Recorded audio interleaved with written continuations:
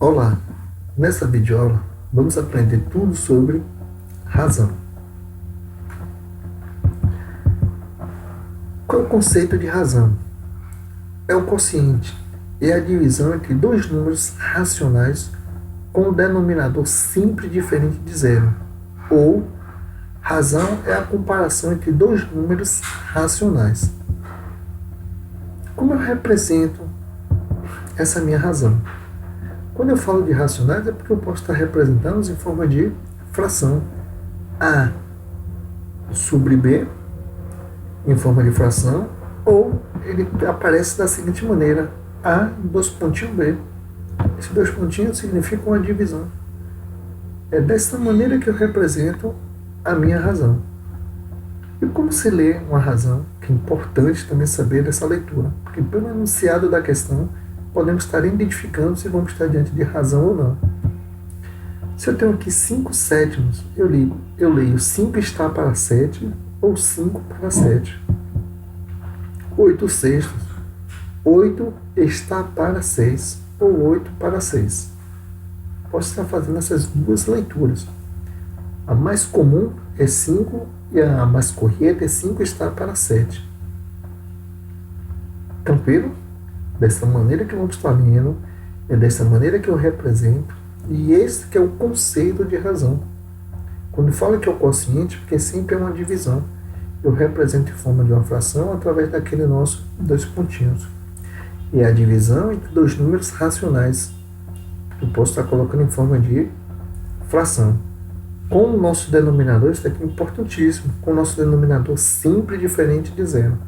Porque se meu denominador for igual a zero, eu não vou estar diante de uma razão. Ou de uma maneira mais simples, toda razão é uma comparação entre dois números racionais. Quais são os elementos de uma razão? Porque a razão ele tem números próprios. Eu tenho aqui 3 décimos. Se eu estivesse diante de uma fração, eu estaria chamando esses elementos de numerador e denominador. Aqui para a nossa razão, eu vou estar chamando de antecedente e consequente. Antecedente será o nosso numerador e consequente será o nosso denominador. Toma cuidado com isso. Geralmente, no enunciado das questões aparece a palavra razão, indicando o assunto proposto. Por exemplo, numa classe há 30 meninos e 20 meninas. Qual a razão do número de meninos para o número de meninas? Isso aqui é uma questão, viu a palavra razão. Como é que eu vou estar montando essa minha razão? Em forma de uma fração, onde o meu numerador é o meu antecedente e o meu denominador é o meu consequente. Como é que eu estarei montando essa razão? O primeiro elemento que ele me deu aqui no nosso enunciado, por exemplo, qual a razão do número de meninos? O número de meninos será o meu antecedente para o número de meninas e será o meu consequente. Desta maneira, eu consigo montar essa minha razão. Eu ficaria com o número de meninos para o número de meninas. Ficaria com 30 dividido por 20. Tá bom? Responda a razão na ordem que as grandezas foram pedidas. No nosso exemplo acima, o antecedente será o número de meninos e o consequente será o número de meninas. Beleza? A dica que eu vou estar te dando agora, ó, dê uma paradinha nessa videoaula, vá lá na nossa seção de exercícios e responda as nossas atividades. Pratique com esse conceito que você sabe da definição de razão, como é que eu represento uma razão e quais são os elementos de uma razão. Veja isso lá na prática. Pratique um pouquinho, faça as nossas atividades. Quando vocês fizerem isso, vocês continuam com essa videoaula. Beleza? Vamos agora para as nossas razões especiais. A nossa primeira razão especial é a escala. O que é a escala? É a razão entre o comprimento no desenho, ou seja, que eu representei aqui na nossa fórmula como distância no mapa, e o correspondente comprimento real. que vai ser o nosso denominador. Repare que eu montei essa nossa fórmula pelo enunciado de escala, que ele me diz que a escala é razão. Se razão é uma fração. Qual foi a primeira grandeza que ele me deu? Me deu foi o comprimento no desenho, ou seja, no mapa. Então eu vou botar aqui a distância no mapa. E o meu segundo elemento e o correspondente comprimento real, que vai ficar no nosso denominador. Essa escala, comumente vocês veem lá nos livros de história e de geografia. Eu preciso compreender, eu preciso entender como essa escala, o que essa escala está querendo representar para a gente. Está me dizendo o seguinte: para eu poder construir esse mapa que representa a Espanha, tem um Portugal de um lado e tem uma França, ele teve que reduzir sensivelmente para poder caber nesse pedaço de papel.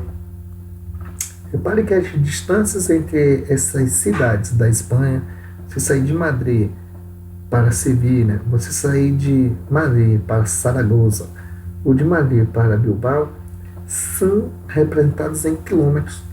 Mas aqui no nosso papel, para poder caber nesse nosso slide, o que foi que o autor ele fez? Utilizou os conhecimentos dele de escala.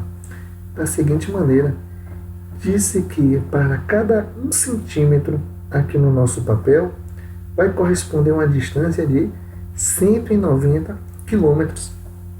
Então, se você sabe na prática quanto é a distância de Madrid a Sevilha, por exemplo, você vem com a sua régua e vai estar medindo a distância que tem de Madrid para Sevilha. Vai olhar quantos centímetros deu na sua reta. Pegando esse valor que deu na sua reta, na sua régua, você vai estar multiplicando por 190 quilômetros. Aí você vai conseguir descobrir a distância real de Madrid até Sevilha. Vamos estar sempre utilizando isso através da nossa escala, que é a distância no mapa dividido pela distância real. Eu tenho que pegar, de hoje em diante, quando eu pegar um livro de história ou de geografia, eu já tenho um entendimento de como se lê essa nossa escala e o que é que ela está representando para a gente, tá bem?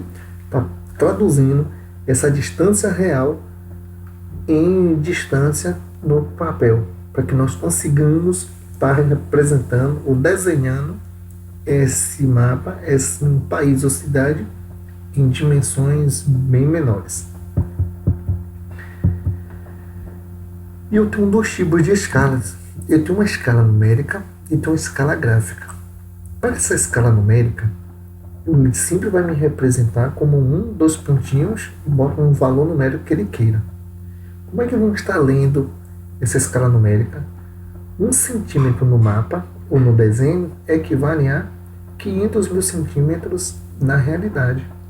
Ou seja, a realidade foi reduzida 500 mil vezes para poder caber no papel, lá no seu livro de história e de geografia. No nosso exemplo anterior, daquele mapa que eu mostrei para vocês, lá tinha uma escala gráfica. A representação dela era justamente essa, de 0, 5 e 10. Só que lá ele botava 0, 190, 380, tudo dado em quilômetros. Essa escala gráfica, como é que vamos ler? 1 centímetro no mapa equivale a 5 quilômetros na realidade. Ou seja, para sair de 0 a 5, ele está representando isso como se fosse 1 centímetro na sua régua. 1 centímetro na sua régua corresponde a 5 quilômetros na realidade. Ou, se você pegar 2 centímetros no mapa, equivale a 10 centímetros na realidade. Você vem com sua régua, mediu, se encontrou 2 centímetros na sua régua, equivale a 10 quilômetros. Bacana isso. É por isso que essas escalas elas nos auxiliam a fazer essas representações do mapa mundo, ou do mapa do Brasil, ou do mapa do estado da Bahia, ou do mapa do Rio de Janeiro, por exemplo, do estado. Conseguimos representá-lo em livros, em pedaços de papel. Tranquilo, gente? Beleza?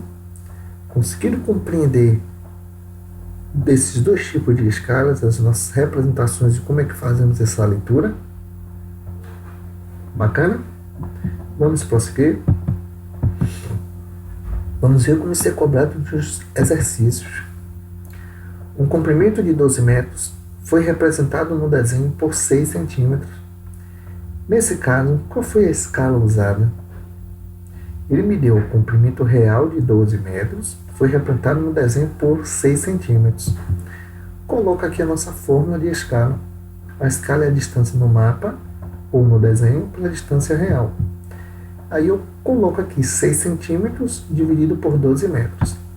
Só que a matemática me permite o seguinte: eu só posso estar efetuando uma determinada operação se as unidades de medidas forem rigorosamente iguais. Do jeito que está aqui centímetros e metros, eu não posso estar resolvendo esta continha agora. Qual será o nosso procedimento? Vou transformar metros para centímetros.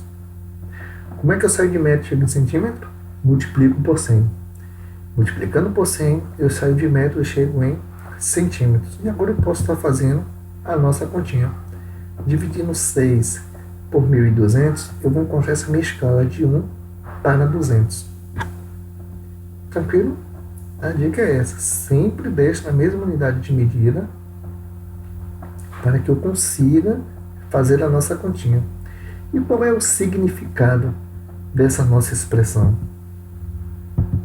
O significado desse 1 sobre 200 medida o seguinte: 1 centímetro no papel corresponde a 200 centímetros da distância real, ou a 2 metros da distância real. 1 centímetro equivale a 2 metros. Sempre entendendo o significado da escala. Foi? Vamos continuar. Vamos agora para a nossa velocidade média. Lá em física vocês aprendem isso direto. Em cinemática. Sabe que velocidade nada mais é do que uma razão. É a distância percorrida pelo tempo. Observe nessa nossa animação. Eu tenho esse carrinho.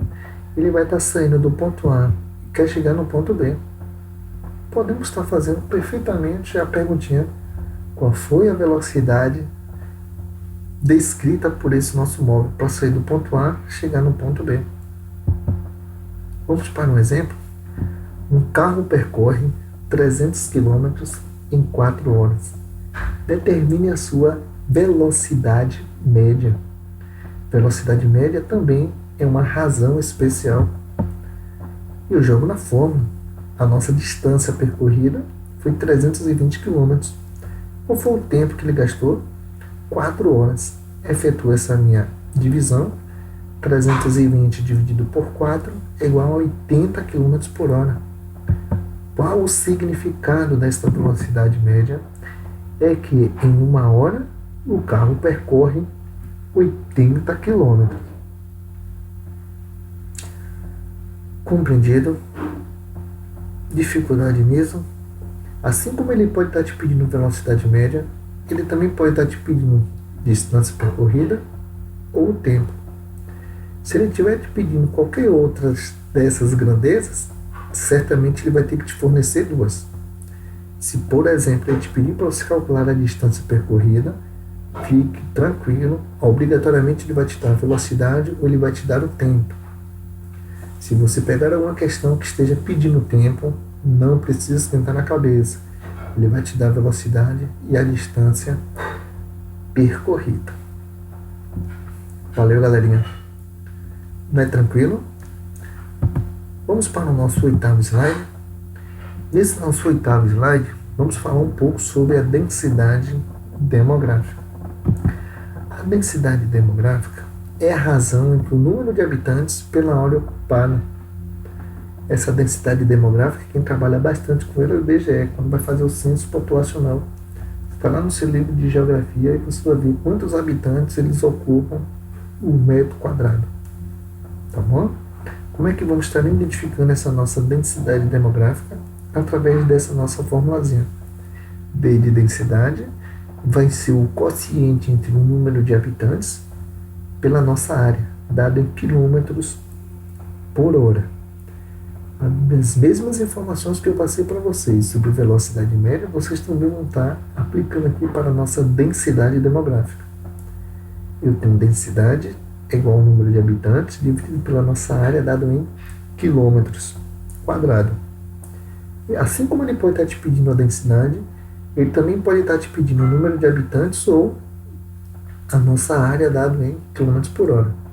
Se ele pedir, por exemplo, o número de habitantes, certamente ele vai estar te fornecendo a densidade e a nossa área dada em quilômetros. Se ele quiser o valor da área, obrigatoriamente ele vai ter que te fornecer as informações da densidade e número de habitantes. Tranquilo? Tem essas questões lá na nossa lista de exercícios. Agora temos que praticar. Beleza? Tranquilo? Era isso que eu queria mostrar para vocês sobre razão. É um assunto extremamente simples, mas que despenca nas nossas provas. Não podemos perder nenhuma questão envolvendo razão. Tá bom? Agora é com você. Mãos à obra. Espero vocês na nossa próxima videoaula. Um forte abraço